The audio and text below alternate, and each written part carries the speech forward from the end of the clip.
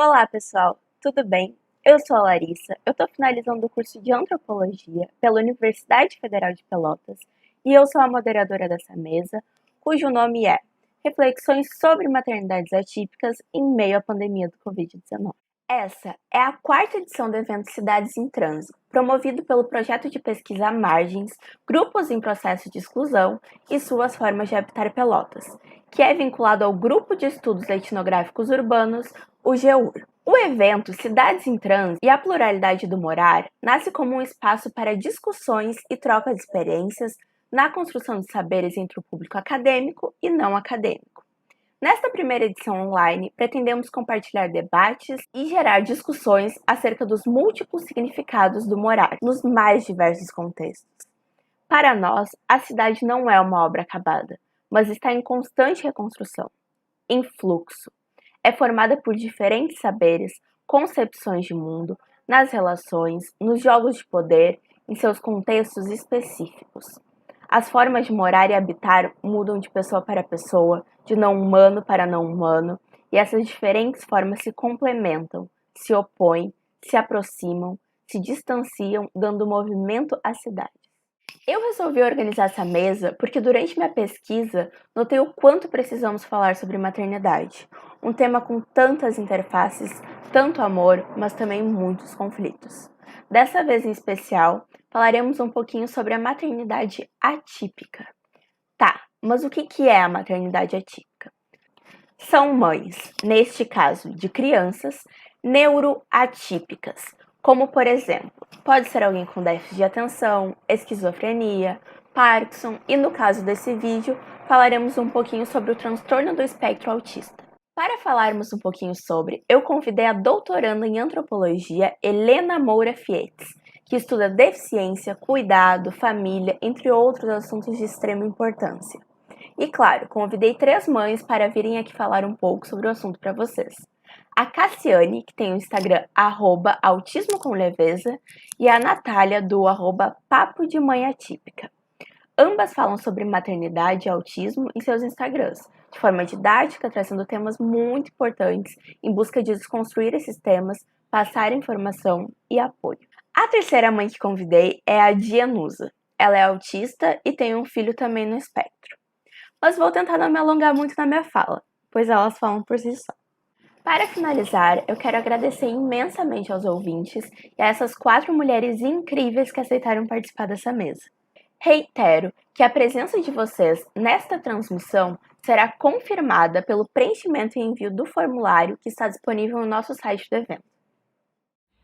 Olá, eu sou Cassiane Costa, sou mãe do Vinícius e da Zara. Quero agradecer o convite para estar participando desse evento e principalmente quero parabenizar a iniciativa, porque é um assunto tão necessário e ainda tão invisibilizado, né? O autismo ainda é um grande tabu, eu acredito, cercado de preconceitos, justamente pela falta de conhecimento da população que não convive com autismo. E cada evento em que a gente fala sobre isso, a gente vai ajudando um pouquinho a desmistificar e a quebrar esse preconceito. Então, parabéns pela iniciativa, por trazer esse assunto. E aí eu queria falar um pouquinho sobre a minha experiência aqui em casa nesse período de pandemia. Eu acho que essa pandemia veio para escancarar ainda mais a sobrecarga das mulheres, a sobrecarga materna. E quando a gente fala em maternidade atípica, bote aí mais um ingrediente nesse bolo de sobrecarga, né? Porque nossos filhos precisam de um acompanhamento ali mais diferenciado, digamos assim. Então, aqui no começo da pandemia, na verdade, foi muito tranquilo. O Vini é muito caseiro, o Vinícius tem 5 anos, certo? Ele é muito caseiro, ele, na verdade, se ele pudesse, sempre que a gente chama ele para sair, a resposta dele é não. E quando a gente sai, ele acaba gostando, mas ele tem um pouco de resistência a sair, porque ele prefere ficar em casa brincando. Então, quando ele soube que ia ficar sem escola, sem precisar sair, sem terapia, ele adorou. Foi, assim, as férias que ele sempre sonhou, né? Então, no primeiro mês, aqui o lockdown começou dia 18 de março, se não me engano, 18 a 19, mas desde o dia 16 a gente já não levou para a escola. Até ali, abril, Ele estava nas férias que ele pediu a Deus. A terapeuta me perguntava, e aí, como é que tá o Vinícius? Tá ótimo, tá super bem. Tava ótimo. Mas aí a pandemia foi passando, o tempo foi passando, e aí ele começou a questionar, né? E a gente não vai pra casa da vovó? E ele entende muito bem quando a gente explica tudo, né? Então, desde o começo a gente explicou, filho, ó, tem um vírus, a gente não tá podendo sair, vamos ficar em casa pra se proteger. A única pessoa que saía daqui de casa era o meu esposo, porque ele não parou de trabalhar, mas eu e eles dois ficamos em isolamento total. E aí, com o tempo, ele foi perguntando, eu quero ir pra casa da vovó. Eu disse, filho, não pode, a minha mãe mora bem perto de mim e ele dorme lá 3 vezes por semana. Então eu dizia, não pode, filho, a gente não tá podendo sair por causa do vírus e tal. A gente se falava pela janela, porque eu consigo ver a janela dela daqui do prédio e ela vê a minha, então a gente se ligava e se falava pela janela. Mas ele começou a sentir falta de ir pra casa da avó, de lanchar na Montmartre, que é um lugar aqui que ele gosta muito de comer, começar a perguntar. A gente tentou fazer aula online, né? Não deu muito certo. O mês de abril a escola deu férias, né? Antecipou as férias. Então, em maio começou a aula online. E aí a gente tentou, algumas aulas eram gravadas e 2 dias na semana tinha aula ao vivo, né? Com a professora e todos os coleguinhas. E no dia da aula ao vivo, era um transtorno. Você imagina aí a primeira aula, 20 crianças naqueles quadradinhos do computador. A professora não chegava, não conseguia entrar na sala, eram essas 20 crianças falando ao mesmo tempo.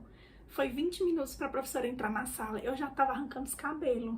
Eu já não estava aguentando, imagine ele, com aquele barulho todo, aquele zum, zum, zum todo. Cadê a tia? Cadê a tia? E a tia não chegava. Aí eu disse, menina, isso não vai dar certo não. Quando foi no segundo dia, foi um pouco mais tranquilo, porque já não teve o atraso, mas mesmo assim não funcionou legal. E a escola até se esforçou bastante porque fez aulas curtas, né? Eu vi escolas que eram 2, 3 horas de aula, não. A escola dele era o seguinte, era meia hora o encontro online e as aulas gravadas também eram bem curtas, era 3 aulas de 10 minutos, né? Tinha uma de 5, uma de 10, uma de 12, então assim, não dava mais de meia hora juntando tudo, o que eu achei bem razoável. Mas aqui não rolou. Tentamos ali ainda umas 3 semanas de maio, quando teve um dia que foi um estresse tão grande, que na hora que meu esposo chegou em casa, eu disse pra ele, eu não acompanho mais.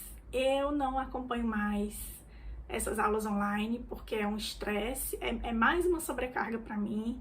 Se você quiser, você acompanha por mim, reprova e tô nem aí, ano que vem a gente faz de novo. Aí depois eu descobri que na idade deles ainda não reprova, né? Ele tá no infantil 5, então não tem essa de reprovação. Mas eu, mesmo que reprovasse, eu não tava afim não, não ia valer o estresse.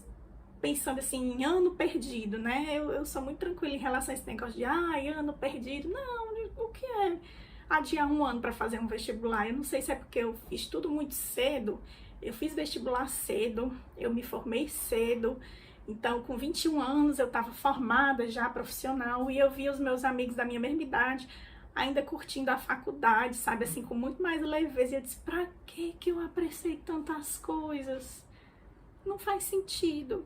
E aí, trabalhei 10 anos, para depois de 10 anos passar por uma transição de carreira, né? Eu sou farmacêutica por formação, mas não exerço mais há mais de 3 anos. Hoje eu sou empreendedora digital. Eu tenho um blog onde eu compartilho as nossas experiências com Vinícius. Eu tenho um curso voltado para famílias que estão recebendo o diagnóstico de autismo. Eu tenho uma mentoria voltada para mulheres que estão perdidas, querendo encontrar seu propósito. Então, assim, aos quase 35 anos, eu passei por uma transição de carreira e eu fico pensando, quando eu tinha 17, para que eu corri tanto? Para fazer vestibular e não sei o quê, sabe? Enfim, então eu não me preocupo com essa questão de perder ano.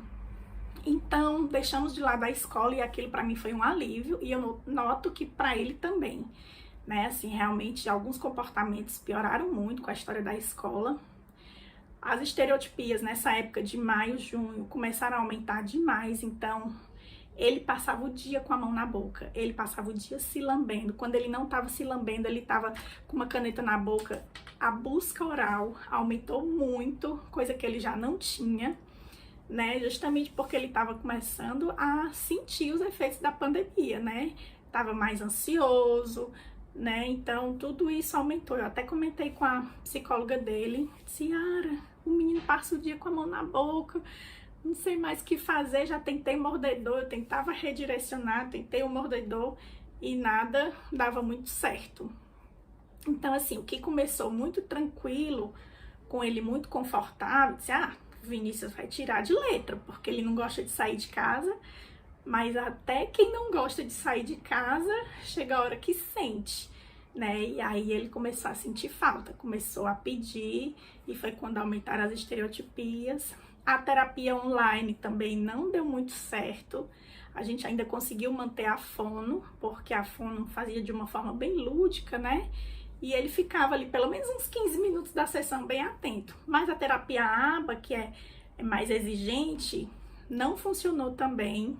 Também era outro estresse. Era uma confusão para deixar esse menino sentado na frente do computador, do tablet. Ele ficava mexendo o tempo inteiro, saía da sala. Olha, não, era um estresse. E aí, quando a gente decidiu parar tudo, foi o melhor. Mas aí ele tava com esses sinais de ansiedade realmente porque sentia falta de sair de casa, né? A coisa toda foi melhorar final de julho, começo de agosto, que começou a flexibilização do lockdown aqui em Fortaleza. Então, a gente voltou a ir para minha mãe, a gente voltou a descer aqui no condomínio para ele brincar, né? E aí, com essa de voltar aos poucos às atividades, os sinais de ansiedade que ele vinha demonstrando através das estereotipias cessaram total, né? Então, hoje a busca oral já está estabilizada, ele já não tem essa busca, melhorou muito mesmo. E aí, outra coisa que mudou também o comportamento dele foi a questão da TV, né? A gente nunca foi muito de assistir TV aqui em casa. Ele tinha direito a 30 minutos por dia antes da pandemia, né? Depois do almoço, ele assistia ali 30 minutos antes da terapia, um pedaço de um desenho.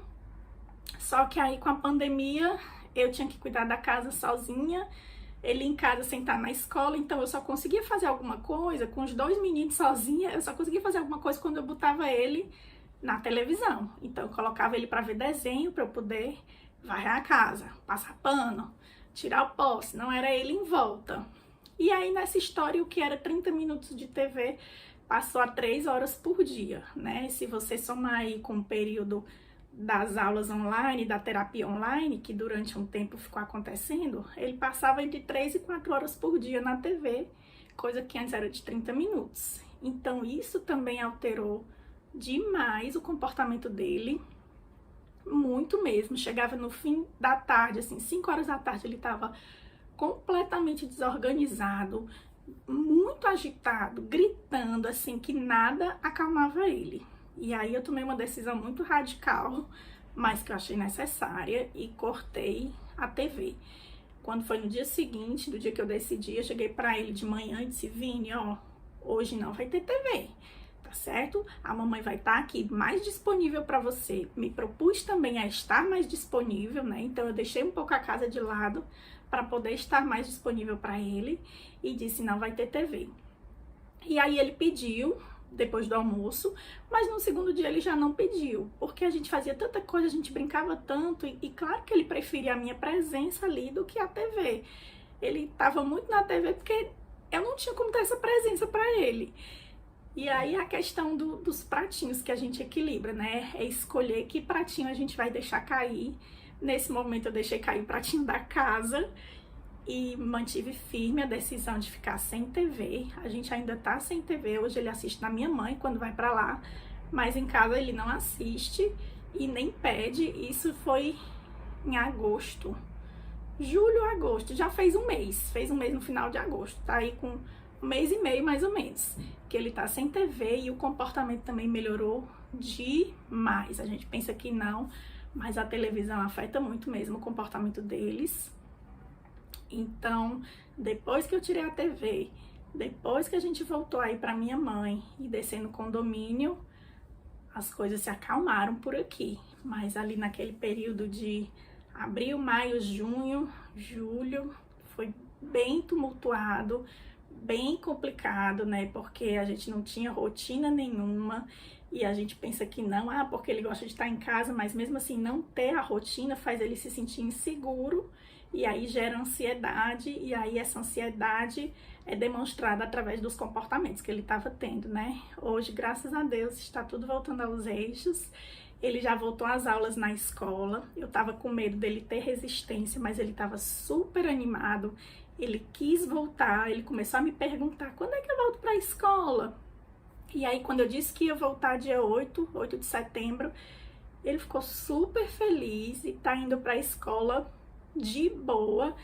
Então, assim, apesar dos pesares, o resultado final é que estamos bem ajustados no momento e que ele tá adorando a escola, coisa que antes ele não adorava. Então, se a gente tem que ver alguma coisa de positivo nisso tudo, é isso, né? Então, o que antes ele não gostava, hoje ele valoriza muito mais, porque ele viu que ficar sem muito tempo também faz falta.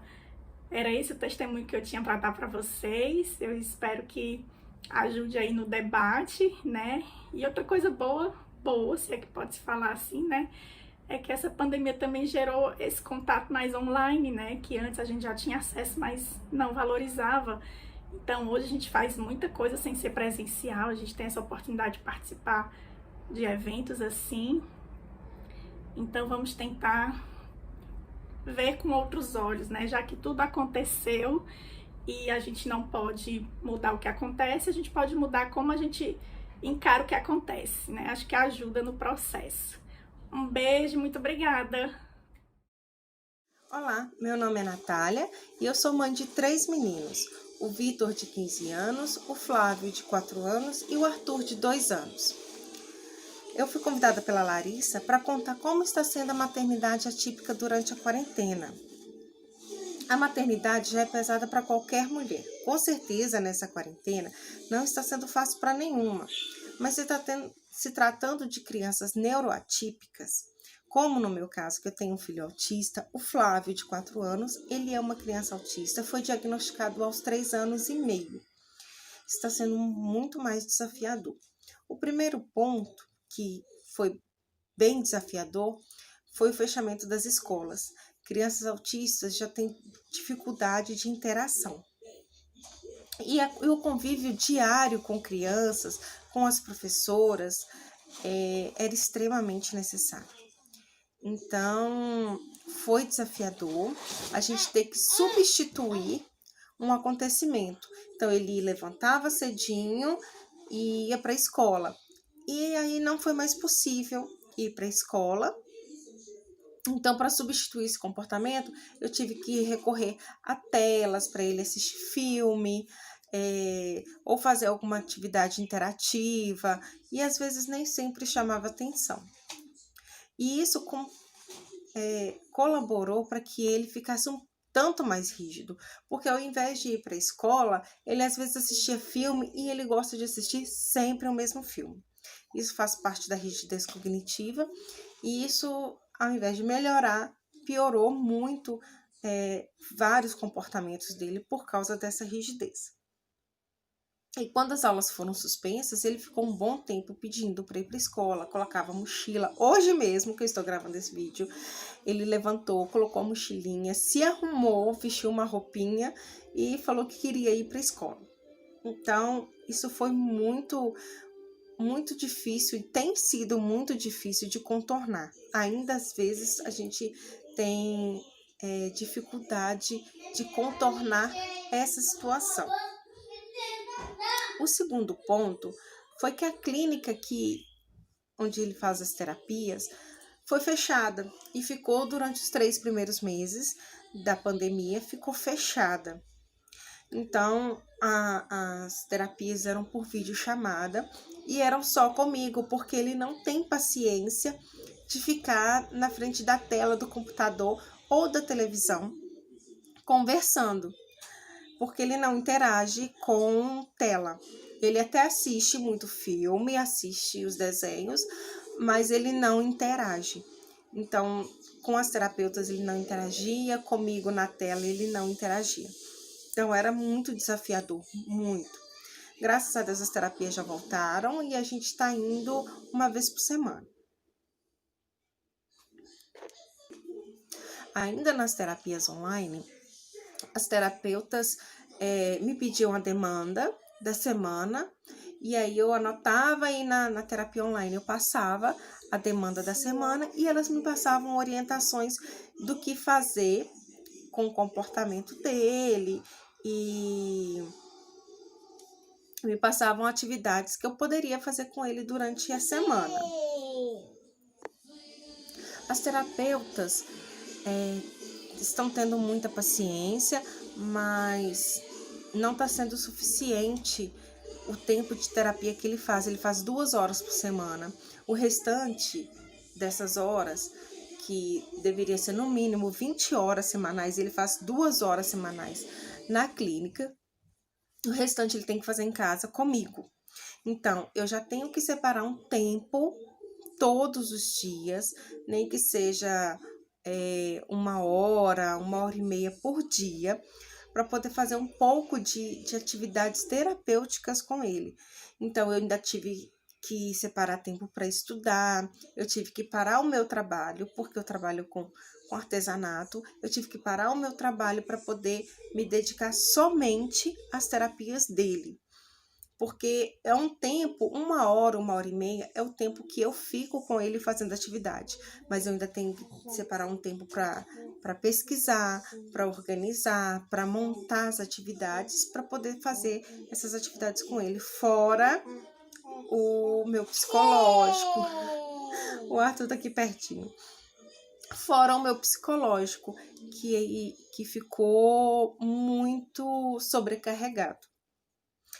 E sobre ir na clínica, a dificuldade é que ele não usa máscara. Ele não aceita usar máscara. É um transtorno muito grande. E ele é uma criança hipossensível. A gente fala muito de autistas hipersensíveis, mas ele é hipossensível. Então, se ele tem uma parede com uma textura diferente, ele quer passar a mão e ele quer passar muito a mão. Ele passa os braços e ele passa o rosto, passa a boca.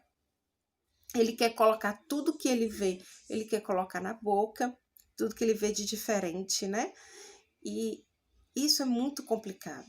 Então, por isso também que a gente está indo só uma vez por semana para a clínica, para a gente tentar evitar ao máximo esses comportamentos. E outro ponto é que a gente tem que ir com um horário cronometrado.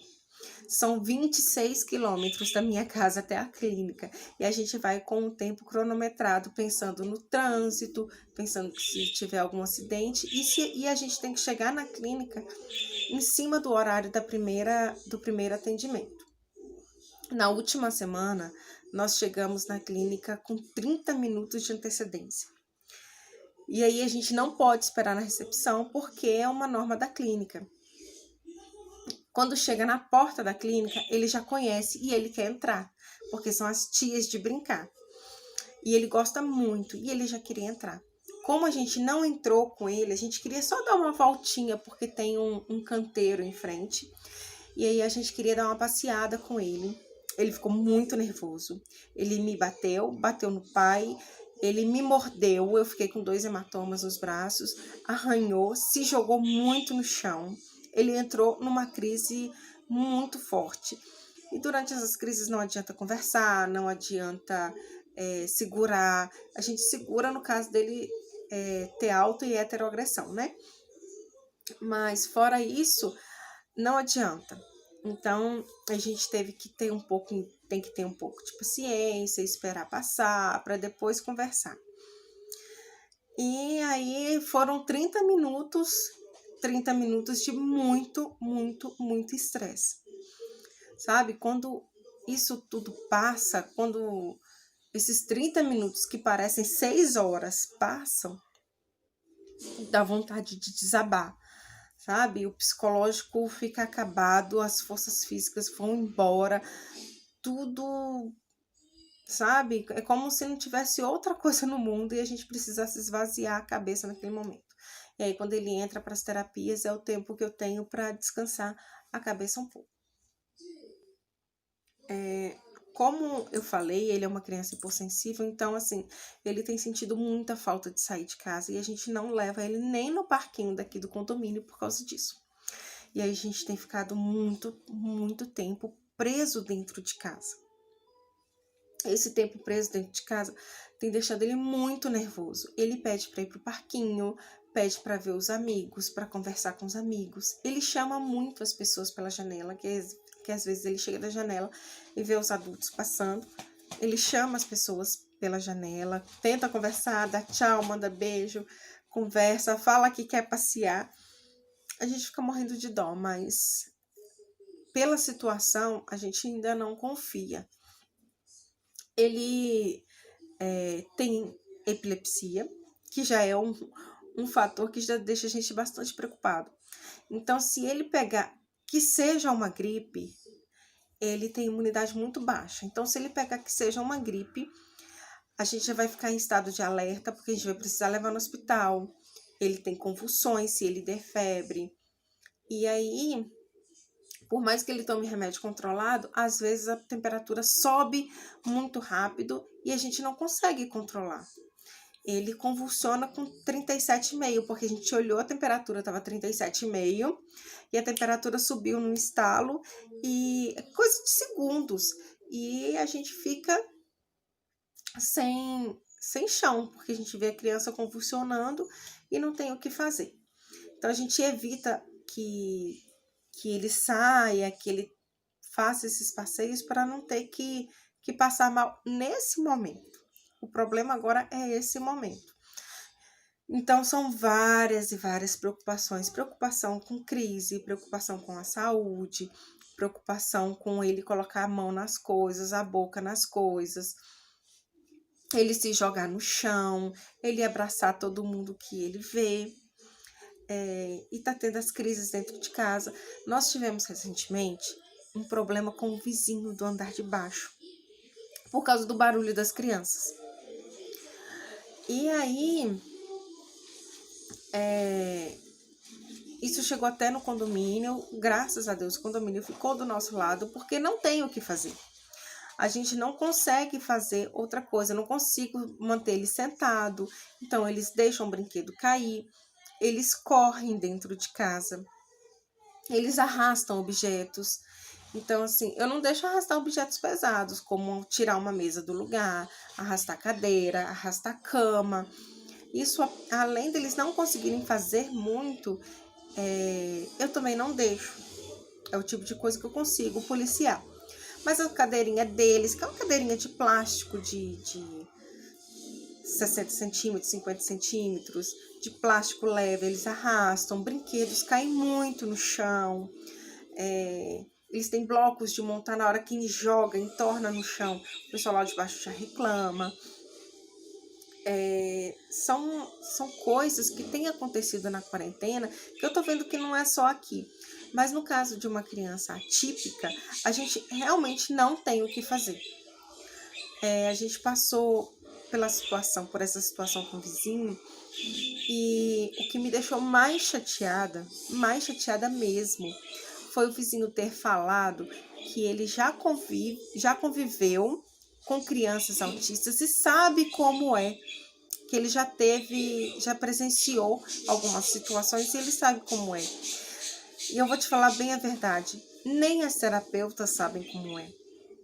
Porque elas estão lá 2 horas por semana, que seja 10 horas por semana. Mas elas não sabem de fato como é. Quem sabe como é conviver com uma criança neurodiversa são os pais, que alimentam, que colocam para dormir, que tem que intervir nas brincadeiras, que tem que separar a briga dos irmãos, que gerencia a madrugada, criança passando mal. Então, não adianta falar que você sabe como é, sendo que você não convive. E isso deixa a gente muito mal. a maternidade atípica, ela exige muito. Eu tive que sair do meu emprego, eu trabalhava numa multinacional, eu tive que sair.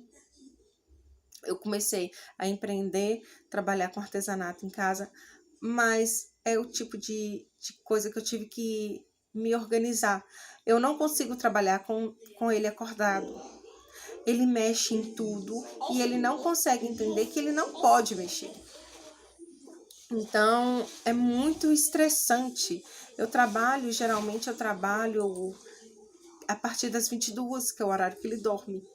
Ele dorme por volta de 22, 22h30, que é o horário que, assim que ele dorme, eu começo a trabalhar e vou até 3, 4 da manhã, para no outro dia, por volta de 5h30, estar acordada, porque é o horário que ele acorda.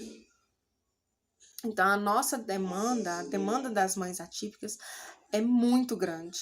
Seja para aquelas que trabalham fora, para aquelas que trabalham em casa, para aquelas que fazem da maternidade atípica seu trabalho também. É muito puxado, é muito, muito estressante e exige muito da gente. E eu só espero que essa pandemia passe logo. A pandemia, né? Porque quarentena parece que já foi. Mas eu espero que a pandemia passe logo, para a gente poder ter tranquilidade de sair com as nossas crianças, para eles terem convívio com outras crianças, para que a gente possa ter mais tranquilidade, para as nossas crianças ficarem livres, terem amigos, e a gente se preocupar só com uma gripezinha, na verdade. E olhe lá. Então, eu agradeço muito esse convite, por ter sido convidada para fazer esse vídeo. E é isso. Um beijo. Eu sou a Janusa. Eu sou mãe de um menino autista, uma pessoa autista de 6 anos. Eu sou autista. Sou membro da Associação Brasileira pela Ação para os Direitos das Pessoas Autistas. Trabalhei 2 anos com inclusão. Pretendo seguir trabalhando na pesquisa. Eu sou acadêmica de Ciências Biológicas e Licenciatura da Unipampa, que é São Gabriel. E estou aqui a convite da Larissa e da Luíse para falar sobre a maternidade atípica em tempos de pandemia, né, na Covid, e o quanto isso afeta a gente, né, como mães atípicas.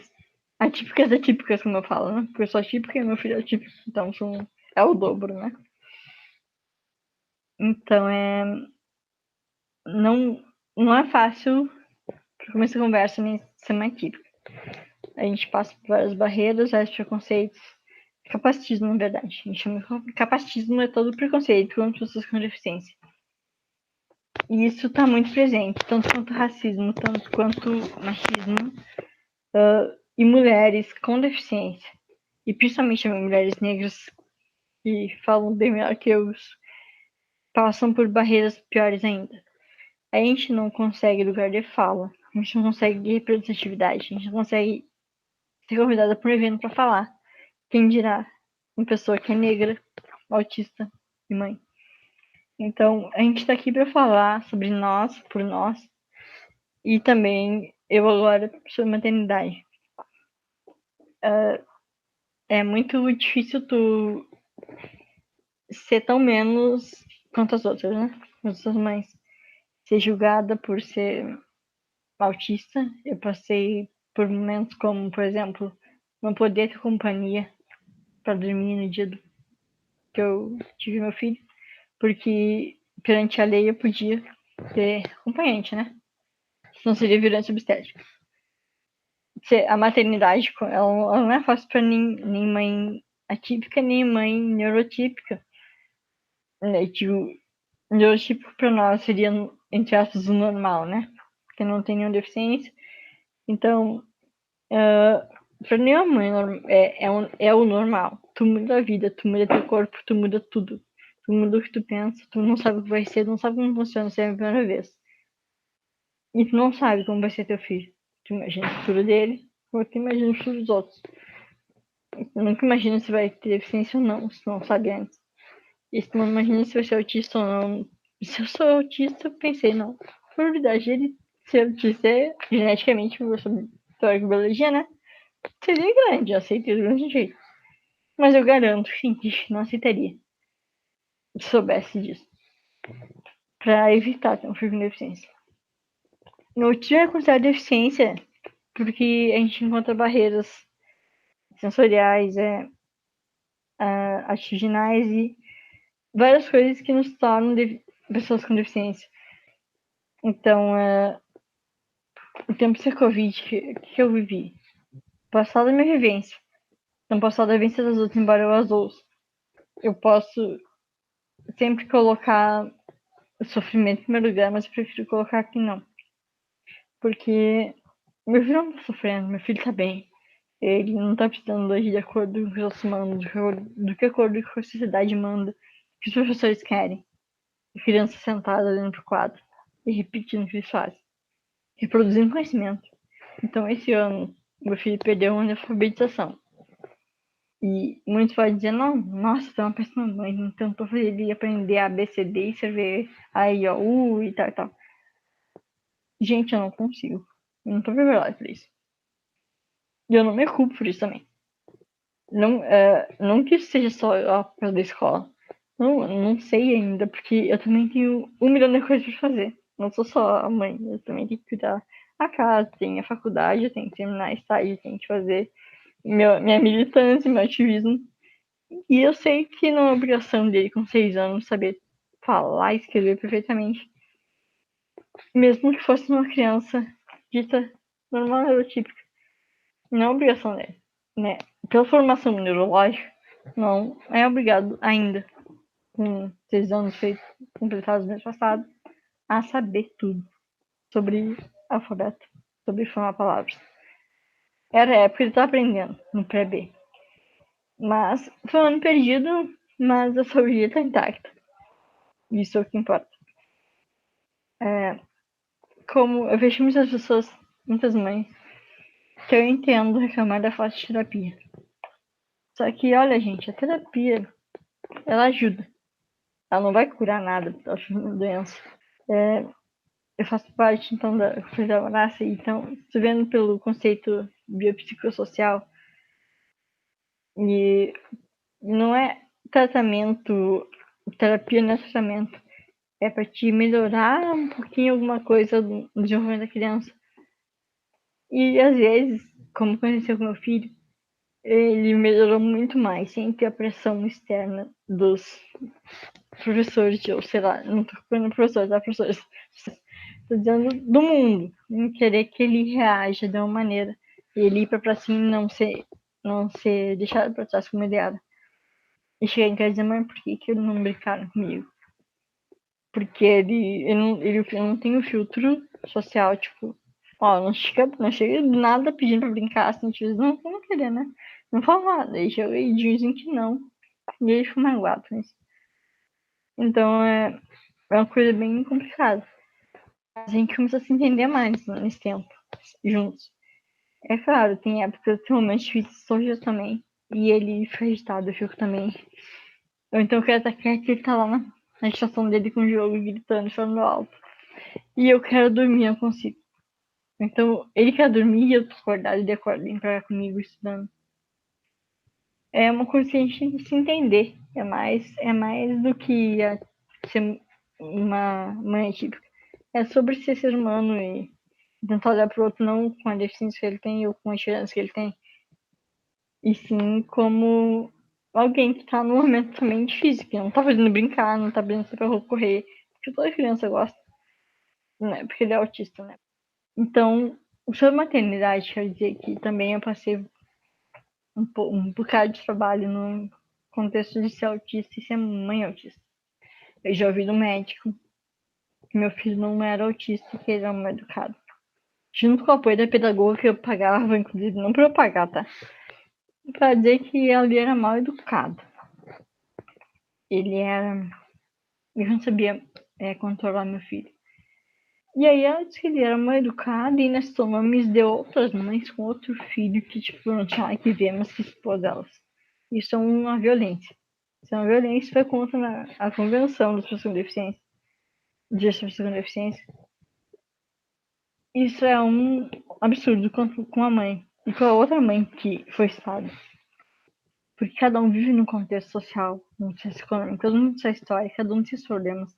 Assim como eu, às vezes, estou sobrecarregada como autista adulta, de barulho, de trabalho, de coisa, e meu filho vem começar a gritar, cantar e pular do meu lado, e eu não aguento mais, eu não brigo, não bato nele. Mas eu tento de fechar o ouvido que nem ele faz quando eu tô falando alto. E sai correndo, e eu faço isso. Tchau. Mãe, tá bem, eu juro, não tô muito bem. E entende, o filho tá bem? Não tô muito bem, entendo. Mas é uma questão de um aprender a entender o outro. Porque se eu não entendesse ele, eu também nem entender. A gente quer que as crianças eles tenham também seu direito a falar, aprender a ter só uma voz pra falar. E não ter medo de falar como eu fui cuidada, com ter medo de falar. Como eu fui adestrada pelo aba.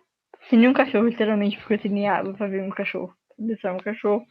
E eu aprendi que, porque o meu cachorro tem um tratamento mais humano para um cachorro do que meu filho. Entende? Uma criança faz uma coisa errada e ela é reprimida. Faz uma coisa certa e ganha um biscoito por isso. Literalmente um biscoito, um pirulito. Ele ganhava. E ele detestava aí. Eu gostava de lá porque tinha brinquedo. E dizia pra mim, mãe eu não gosto. Mãe não quero. Eu não condeno a pessoa que fez isso. A profissional que fez isso. Ela se formou, né, nessa área, acreditando nessa área, acreditando nisso. Mas a gente tem aí vários trabalhos de neurologistas, não brasileiros só, mas principalmente neurologistas não americanos e europeus. A gente vê trabalhos sobre várias coisas, né? Mas uma coisa é certa, a gente é cura do autismo, a gente cura para várias deficiências, a gente cura. Tava falando antes, conversando com a Larissa, que me convidou para ir falar sobre isso. Não é legal ser heroína, não. Acho que muitas vezes tem a perceber ainda. A gente não é heroína nem guerreira. A gente é apenas aos trancos e barrancos e choros e nossa, não vou, meu filho tá sendo excluído, meu filho é isso, meu filho é aquilo. Receber um bilhetinho da escola de amor? Não, nunca. Mas é piada, sim. Eu recebi deboche, bastante. E aprendi também a responder da mesma maneira. Ou ficar quieta. Mas geralmente, a mesma maneira, a maneira mais fácil que a gente responde por imitação ou porque era aquilo que a gente ia ver, né? Se a pessoa já é assim, a gente não vai fazer o mesmo. É criança, não tá pensando em deficiência, não tá pensando em eu sou assim, sabe? Só tá pensando em ele tá fazendo isso comigo. Eu acho que às vezes os pais têm que dar mais empoderamento. Agora no Covid, que eu fiquei sozinha com meu filho, eu queria muito visitar um amiguinho, que também é autista, que mora aqui, que é nosso vizinho. Só que se um momento ele chegar ali e ele visitar a bisavó dele, chegar e passar alguma coisa pra ele, o que aconteceu? Eu me senti péssimo. Imagina, tanto pra um quanto outro, pode passar pra criança, pode passar pra avó. Bisavó. E aí? É justo? Não, não é. Não é justo. Se ele vai visitar a avó, não vai visitar mais ninguém. Meu filho não sai de casa. Apesar de ele ter demorado pra ser 10. Mas ele também não passa nada pra ninguém. E isso é o que é certo a fazer, por mais difícil que seja pra nós. Pra mães que têm autistas ou filhos com deficiência que acabam ficando agitados, nervosos, né? Fazendo barulho. A gente cansa, assim, é normal a gente cansar. Às vezes eu passo madrugada estudando. Chega um momento que eu apago. E tem hora pra acordar, tem hora pra dormir. Hora pra comer, tudo. E às vezes ele ficou sem remédio, ficou um pouco mais agitado. Isso me irritava. Isso me irrita às vezes. O barulho me irrita. Me irrita, me tira, me desorganiza, tá? De não, eu vou de fazer específico. E o que ele gosta, né? A gente é meio contraditório um pouco, né? Mas ele é um criança incrível, então, eu converso com ele, tipo, uma parte para volume, filho, bota o fone. Mas eu não reclamo disso, tipo, eu não acho que uma terapia agora seria certo. Eu não acho que uma terapia agora ia salvar o meu filho. Eu não acho que a terapia a falta dela vai regredir, uma coisa que não regride. Eu sou estudante de biologia. Não posso, na verdade, não sei muita coisa, né, pra dizer tudo. Mas eu sei que não regride. O comportamento pode mudar. A reação pode mudar, mas o que ele aprende não vai se perder. E outra coisa, quando vocês forem, por favor, vi esses dias que me dão uma agonia. Parabenizar alguém por um filho.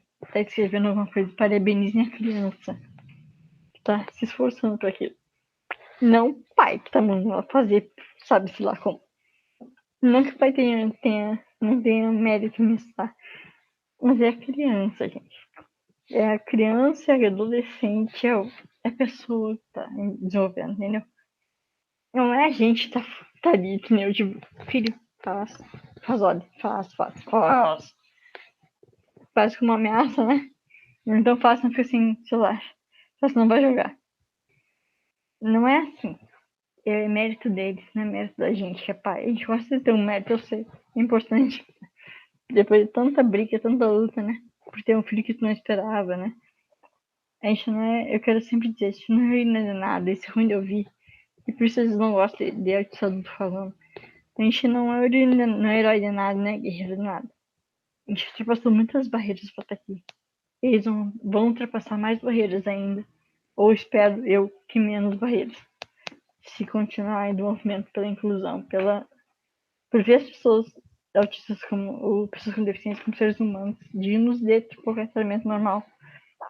Então, a gente não era ainda nada, a gente sofreu muito pra chegar onde chegou. Eu sofri muito pra estar na faculdade. Eu sofri muito pra chegar e nem fui ainda, tá? Finalmente cheguei. E muitas vezes eu não falei que eu sofri. Eu só sofri quieto. Eu só passei noite sem dormir, eu só passei mal. Dor de cabeça sem mal de estômago, por cima de várias maneiras, sem ninguém saber. Eu pensei em suicídio sem ninguém saber. Eu tentei suicídio sem ninguém saber. Só quem tava lá, viu? Então é isso. Oh, nossa, tentou. Gente, isso é mais normal que vocês pensam. Isso é triste. A terapia ajuda muita gente. Façam terapia se puderem. Sempre façam terapia se puderem. É ter conhecido, saber que tu tá suscetível a uma coisa. Mas também é normal errar. Entendeu? É normal tu ir contra certas coisas e não precisa ser punido por isso. E por isso eu digo, a depressão também é normal. Não é normal tentar tirar tua vida. Isso não é legal. Isso não é legal porque a gente não quer tirar a vida, a gente quer mudar o que tá acontecendo. Então vou aqui um exemplo que eu te digo. Quer mudar o que tá acontecendo? Vai buscar um lugar que te aceite e começa a falar, começa a lutar por direitos. É difícil perder a vergonha de falar em público, é muito, muito difícil. Mas a partir do momento que eu tive um apoio psicológico, psiquiátrico, no psiquiatra, pra me dizer, não, vai, luta. Só que é isso. É aí que comecei a aprender a tentar mudar. O que importa é, tu tá bem, teu filho tá bem. Segue na luta. Fala o que precisa. O governo não vai abraçar ninguém. É que tá, não interessa, o governo não vai te abraçar e dizer pegando no colo, nossa, você vai ter problema, não. As políticas são feitas por pessoas que brigam por ela em uma associação civil organizada. Uma ONG, qualquer coisa, não vai ser batendo na porta que a gente mudar o mundo. Mas vai ser falando sobre isso. Vai ser vencendo a vergonha e falar e Deus ser ouvido por esse problema. Não achem que é ruim falar. Busquem associações. Abraça prestação de direitos das pessoas com dos autistas, tá? Abraça tá aí pra isso, também pra ajudar.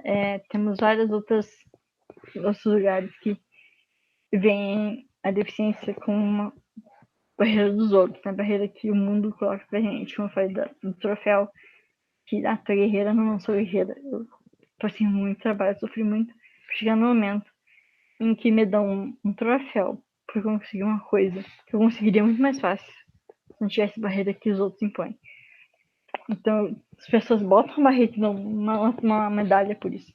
Isso é errado. Ser uma pessoa com deficiência e conseguir vencer uma corrida numa Paralimpíada não é uma superação. Ela tá fazendo o que ela consegue. Vocês entendem? É difícil explicar isso, mas é mais ou menos tipo. É mais que semelhante. A gente tá fazendo o que a gente consegue. É difícil? É uma luta? Mas se não fosse a sociedade tão preconceituosa, ser capacitista com a gente, com as crianças, como eu passei por médico que me disse que meu filho era mal educado e eu era autista e por isso não sabia educar ele, que eu não tinha um tom de voz para falar com ele. Me mandou eu seguir os exemplos da Super Nani, neurologista, ok. E gritou com meu filho, a ponto de começar a chorar de desespero, dizer, mãe, me ajuda. Ele me disse, tu ajudar ele, tu mostrar quem tu é, e tu não tem pulso. E estava eu e meu marido, né, e o pai dele. E eu sei, acho que chorando, os dois chorando, porque a gente foi impactado, assim, em choque. Era a pessoa. Disse, tu viu? Ele me obedeceu. Eu sou maior, eu sou forte. A gente não precisa Neandertal, né? Ele não é um macaco grande, né? Que tá brigando com um macaco pequeno, um filhote de macaco. Vai ter medo de ser morto pelo macacão. Não. É um ser humano. Não tô dizendo com os animais, que são da parte de biologia, tá? São tão inteligentes quanto uma pessoa que fala assim, tá? Não funciona assim. Funciona tu olhar pra pessoa cuidar humano com empatia de saber que a gente passa por problemas, mas a gente tem que lutar acima disso. Tentar falar por eles, ouvir autistas adultos que passaram problemas que os filhos de vocês estão passando. Não é necessário tu escrever, se comunicar. Apenas é necessário o governo nos dar a oportunidade de ter ensinamento desde a licenciatura para ensinar as crianças a falar de uma outra maneira, seja apontando o dedo para o negocinho para ter no banheiro. E aí é que tá, a gente não pode só falar pelos filhos achando que vai ser sempre assim. A gente não tá aqui para sempre, do nada a gente pode morrer. A verdade é essa, é dura, mas eu tô falando do nada, né?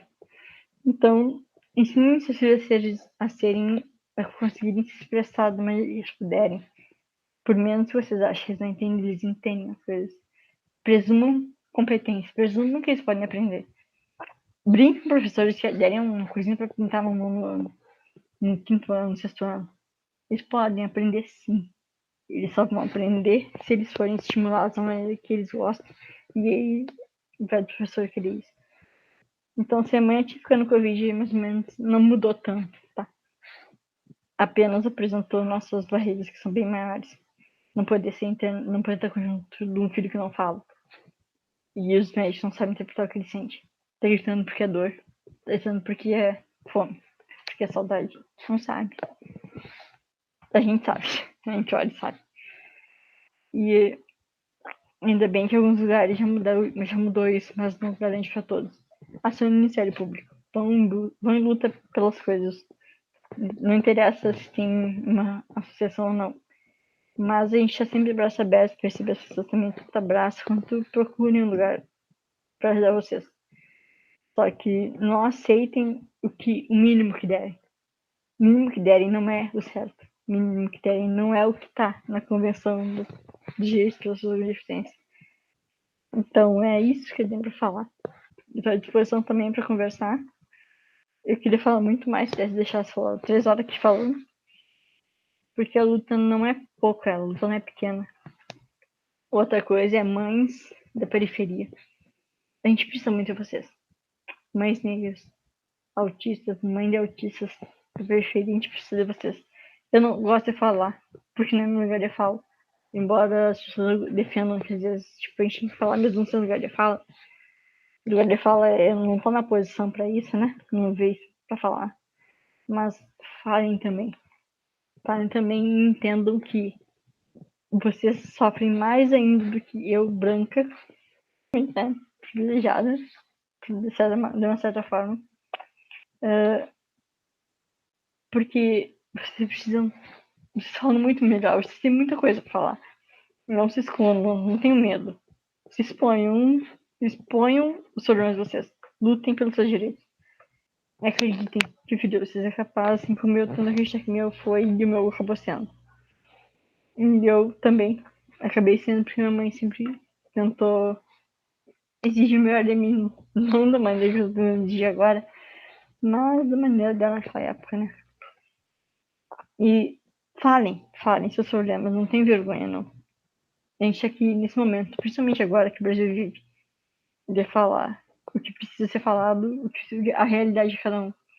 Não tem que ter vergonha, não é nada. Porque o governo muda, mas não muda o que a gente precisa. Ele só vai fazer o que a gente quer se isso beneficiar ele. não desistam nunca. E, por favor, lutem. Porque a gente precisa de mulheres lutando, de mães lutando, e do lado de outros adultos, de pessoas com deficiência, de qualquer coisa, a gente precisa de gente nossa. Não precisa ser com deficiência, pode ser pesquisador, tudo. Tentem pensar em quem precisa também de apoio. Tanto quanto vocês, ou mesmo que vocês não precisem nenhum. A gente está precisando de vocês. Obrigado, era isso. Bom dia, meu nome é Helena Fiatz, eu tenho 36 anos, eu sou uma mulher branca, eu tenho os cabelos castanhos, mais ou menos na altura do ombro, eu uso óculos de grau, com armação preta, e eu estou vestindo uma camisa vermelha xadrez.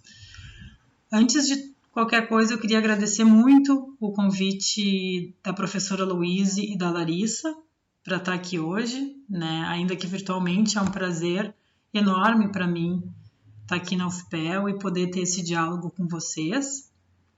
E eu escolhi fazer uma fala hoje, que eu dei o nome Morar Junto, Morar Sozinho, reflexões sobre arranjos de moradia para adultos com deficiência intelectual, e ela é fruto da minha pesquisa de doutorado em antropologia social, que eu estou prestes a terminar agora na URGS, né? Então, a minha experiência com as questões sobre maternidade e deficiência, ela é um pouco diferente da de muitas das minhas colegas de mesa hoje, né? A deficiência, ela passou a fazer parte da minha vida somente em 2014, quando durante o meu mestrado eu comecei a me interessar por questões ligadas às práticas de cuidado de mães de adultos com deficiência intelectual. Desde então, eu pude acompanhar muitas famílias, organizações, gestores e principalmente mães que em seu cotidiano são atravessadas pela experiência da deficiência intelectual, a fim de melhor compreender como essas experiências são conformadas por relações familiares, práticas de cuidados e políticas públicas. Foi ao me dedicar academicamente a esse tema, ao estabelecer relações tão significativas com as tantas pessoas, em especial mulheres, que compartilharam comigo suas experiências e trajetórias, que ele passou a fazer parte da minha vida. Para a apresentação de hoje, eu resolvi falar um pouco sobre um tema que me é muito caro e sobre o qual eu venho me dedicando agora no meu doutorado, que são as moradias assistidas ou independentes para adultos com deficiência intelectual. Os modelos de moradia possíveis, assim, eles são variados, mas em geral, né, o que eles têm em comum são o fato de serem casas e não clínicas ou hospitais, e isso é um ponto muito importante, né? Eles são locais de moradia, não de serviços terapêuticos, mas eles podem ter ambientes compartilhados, ou seja, as pessoas podem dividir a sala, a cozinha, o banheiro, as áreas de convivência e até mesmo os quartos. Pode ter um esquema de ter cuidadores 24 horas por dia, pode ter o esquema de ter uma pessoa fazendo trabalho de cozinha, de limpeza da casa, ou podem ser que é o modelo que é mais comumente conhecido como moradia independente, que cada residente tem o seu próprio apartamento e aí é responsável por aquela área, né, com banheiro, cozinha, quarto, sala, e há, daí talvez nesse prédio ou nesse local, uma sala de monitoramento, uma sala de acompanhamento desses moradores, né? Idealmente, elas são sempre localizadas em um perímetro urbano que permita a participação social e o convívio dos moradores em sociedade. Aí talvez a reação de muitos aqui hoje, né, ao ouvir tudo isso que eu falei, seja parecida com a da maioria das mulheres com quem eu conversei durante a minha pesquisa. Quando eu perguntava assim, tu conhece alguma moradia assistida, né, alguma moradia independente para eu conhecer? Me respondiam, olha, eu não conheço nenhuma, mas se tu descobrir, tu me avisa. Então é a partir dessa frase, seguida dessa pergunta, que eu ouvi tantas vezes ao longo da minha pesquisa de campo na cidade de Porto Alegre, né, que é onde eu fiz a minha pesquisa e também onde eu moro, eu convido vocês a refletir comigo sobre algumas dessas questões que foram surgindo para mim durante esse tempo. A ausência desses espaços diz muito sobre as concepções de bom cuidado na sociedade brasileira, onde recai sobre a família a responsabilidade por cuidar daqueles considerados mais dependentes, com pouco ou quase nenhum suporte estatal. Não por acaso, o tema das moradias assistidas, ainda que cada vez mais comum, é bastante controverso, sendo comumente ligado a acusações morais de se querer abandonar os filhos, de não se preocupar o suficiente ou, em última instância, de não ser uma boa mãe. Assim como é verdade que no contexto brasileiro, morar sozinho, né? E aqui quando eu falo morar sozinho, eu estou falando morar longe dos pais ou longe de familiares, ainda que numa residência compartilhada com outras pessoas, não possa ser tomado como um valor absoluto, como algo almejado e experienciado por todos, já que são muitos os exemplos de coabitação, de famílias que dividem a casa ou terreno e que moram junto ao longo da vida, tampouco devemos incorrer no risco de reduzir a resistência de algumas famílias a modelos outros de moradia a uma questão cultural. Como foi a mim muitas vezes apontado por mulheres que não conseguiam conceber ver seus filhos morando sozinhos, é difícil sequer imaginar essas experiências diante da falta de modelos que demonstrem que isso é possível. Como, afinal, desejar aquilo que não conhecem? Tal qual mostrou a antropóloga Cynthia Engel em seu trabalho junto a familiares de idosos na cidade de Brasília, a falta de políticas de cuidado que não sejam centradas no cuidado familiar é determinante para que arranjos de moradia para adultos dependentes que não junto a familiares sejam controversos e pouco difundidos no país. A ausência de espaços adequados, de modelos e políticas que promovam a moradia assistida ou independente, contribuem para a sua escassez. E no caso das pessoas com deficiência intelectual, esse fator é agravado por uma presunção de que elas não podem morar sozinhas, quando, na verdade, o que falta são os ajustes e as condições necessárias que permitam essa experiência. O foco dessa mesa são as maternidades atípicas em meio à pandemia do Covid-19. E a minha pesquisa de campo se deu em um momento anterior à pandemia, e certamente o atual cenário traz outras e importantes perspectivas sobre essa questão. Contudo, proponho que nesse contexto, em que acabamos ficando quase que presos dentro de nossas casas, com muitas de nossas atividades e dos nossos familiares, dos nossos filhos, né, sendo suspensas, com o risco iminente de contágio e adoecimento, ficou ainda mais evidente a necessidade de pensarmos sobre os diferentes arranjos de moradia para adultos com deficiência intelectual. E aqui é importante dizer que quando eu falo de adultos com deficiência intelectual, muitas das minhas interlocutoras, das pessoas com quem eu realizei a minha pesquisa, são mães de adultos autistas. E eu sei que tem uma divergência quando essa questão do autismo e deficiência. Eu não vou entrar nessa questão agora por causa do tempo, mas a gente pode falar sobre isso no debate, né? Então, pensar sobre os arranjos de moradia é, para mim, um modo de refletir sobre questões mais amplas acerca da experiência da deficiência. E aqui eu destaco 2 pontos que considero fundamental. O modo como a deficiência exige que as expectativas sejam constantemente reimaginadas pelas famílias e como isso está diretamente conectado com o fato de a gente viver em uma sociedade que não está preparada para corpos e mentes que desafiam padrões de normalidade e possuem modos outros de habitar o mundo. Por essa razão, a filósofa estadunidense Eva Kitai, que também é mãe de uma mulher adulta com deficiência, em um texto sobre deficiência cognitiva, afirmou que, e aqui eu cito, uma das características centrais da prática de maternar é socializar a criança para ser aceita na sociedade. Isso se dá de modo diferente para as mães de criança com deficiência. Para ela, socializar para aceitação significa que você tem que, ao mesmo tempo, ajudar sua filha com deficiência a viver no mundo e ajudar a moldar um mundo que a aceitará. Fecha aspas. No caso das moradias, percebi que grande parte dessa preparação do mundo passa não apenas por lutar contra os preconceitos e estigmas que aparecem quando se diz que se está buscando uma residência para o filho, porque eles aparecem. Mas, dada a ausência desses espaços, passa também pela construção desses lugares. E esse não é um movimento novo, apesar de está ganhando mais força recentemente. Eu me dei conta disso quando lá em 2017, durante a minha pesquisa de doutorado, eu conheci Ana quando fui visitar a escola para pessoas especiais que ela construiu 40 anos atrás, 40 anos antes, para que seu filho Paulo, então com 23 anos de idade, pudesse conhecer pessoas e se engajar em atividades pedagógicas e de lazer. O empreendimento, que teve início na garagem de sua casa, ocupava agora uma grande casa de 2 andares. Ali, Ana ministrava aulas de matemática e português, 4 alunos que frequentavam a escola no turno da tarde. Num primeiro momento, eu achei a casa muito grande para aquele número de pessoas, mas depois ela me explicou que, apesar de ter muito orgulho do que ela construíra até ali, da escola, esse era apenas um passo na direção do seu grande sonho.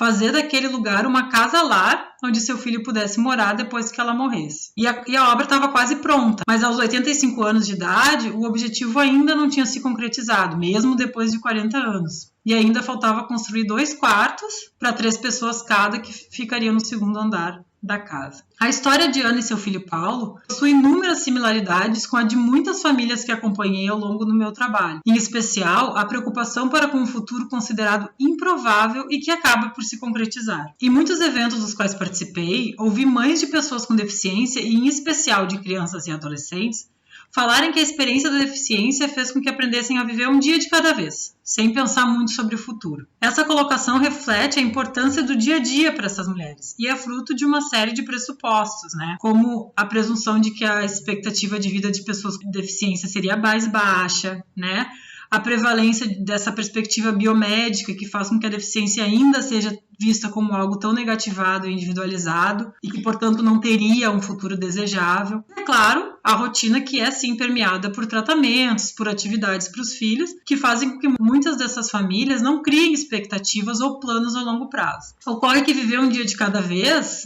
como muitas das pessoas aqui sabem, não impede que o futuro chegue, como é o caso de mulheres como Ana, cujos filhos e adultos desafiaram esses pressupostos sobre deficiência.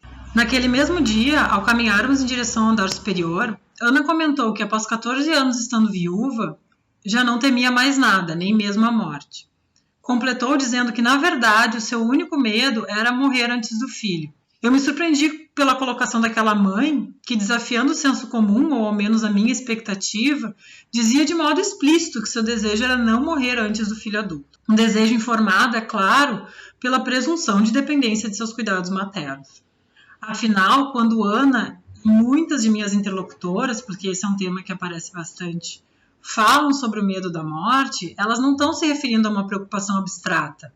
Ao contrário, enquanto principais responsáveis pelo cuidado dos filhos com deficiência intelectual, elas passam a muitas vezes ver suas vidas como interligadas. Sua morte, nesse sentido, seria o mesmo que abandonar aquele por quem se é responsável. Mas, de um modo mais amplo, esse temor é também fundado na impossibilidade de se imaginar um futuro desejável à medida que, em uma sociedade capacitista como a em que vivemos, e por capacitismo aqui eu me refiro a esse preconceito em razão da deficiência, e a gente pode falar mais sobre isso depois, a deficiência é representada como uma tragédia individual que deve ser a todo custo evitada. Como coloca a pesquisadora estadunidense Alison Kaffer, se em sociedades capacitistas parece haver uma concordância tácita de que ninguém gostaria de ter um filho com deficiência, como podem mulheres como Ana imaginar um futuro para seus filhos em que essa deficiência não seja desvalorizada?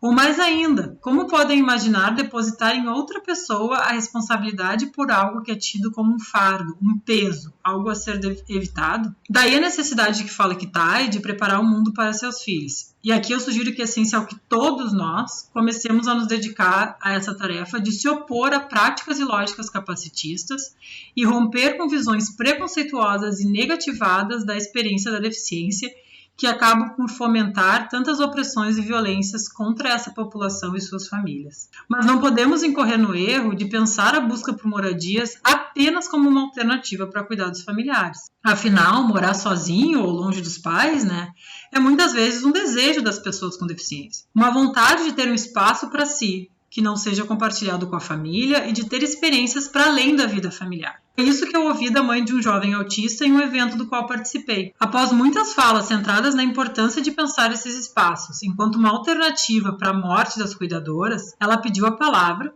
e fez questão de enfatizar que, para ela, aquela não era uma questão de morte, mas sim de vida. A residência era uma garantia de que seu filho, então com 18 anos e autista não verbal, irá construir seus próprios relacionamentos, suas próprias experiências. Afirmou que, do mesmo modo que via sua filha de 25 anos saindo de casa e construindo a vida, queria isso para o filho, ainda que dentro de certas especificidades. São muitas as vontades, desejos e preocupações que têm que ser negociadas nas tomadas de decisão quanto às moradias assistidas ou independentes. E aqui, claro, a questão financeira é uma grande importante questão que não pode ser desconsiderada. Um primeiro passo, no entanto, é que locais que ofereçam esse serviço existam, para que possam sequer ser uma alternativa às famílias que assim o desejarem. Além disso, sugiro que as experiências de famílias que acompanhei e que buscam construir esses espaços demonstram que preocupações quanto ao cuidado e à promoção da autonomia não são opostas, mas complementares. Uma depende da outra, e para que ambas se concretizem, é necessário que as duas sejam repensadas. Primeiro, os projetos de moradia, sejam elas assistidas ou independentes, pressupõem uma coletivização do cuidado, onde esse é dividido entre as famílias, os profissionais, outros moradores e a própria pessoa com deficiência. Estamos falando da necessidade de se fortalecer as redes de cuidado,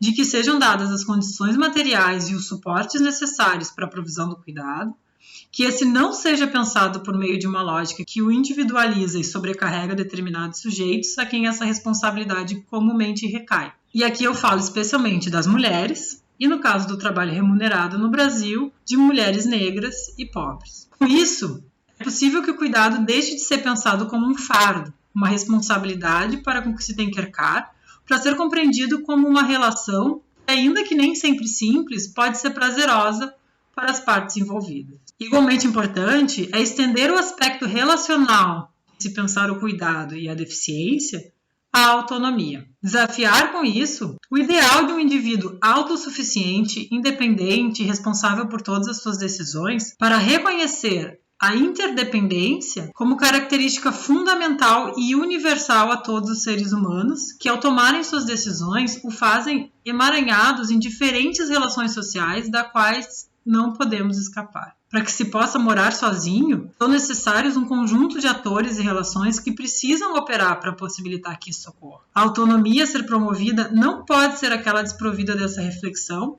sob pena de invisibilizar todas essas redes que permitem que todos nós moremos sozinhos e também de excluir todos aqueles que não se encaixam nesse ideal que a gente tem do que uma autonomia é ou deveria ser. Nesse sentido, reimaginar os arranjos de moradia para seus filhos adultos é também um modo de gerir a esperança. E aqui, quando eu falo em esperança, eu proponho pensar junto com a pesquisadora Cheryl Mattingly, que compreende a esperança como uma prática e um projeto moral, como esse trabalho de criar espaço, construir redes e buscar aceitação. É também por meio disso que famílias como a Diana constroem novos futuros e compartilham a esperança de que o mundo pode ser um local menos hostil para os seus filhos. Muito obrigada.